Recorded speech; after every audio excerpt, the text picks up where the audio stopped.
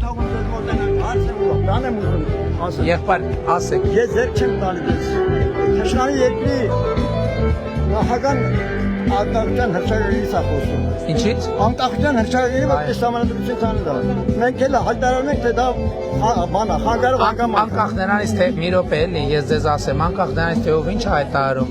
մենք հայտարարել ենք, որ մենք Ղարաբաղյան շարժումը պետքա չշարունակենք եւ ժողովուրդը շարժումը դուք նաեւ հայտարարեցիք, որ սխալ էր սկզբանե։ Այո, այո։ Բա ոնց Ղարաբաղի շարժումը, Արցախյան շարժումը ի սկզբանե սխալ է։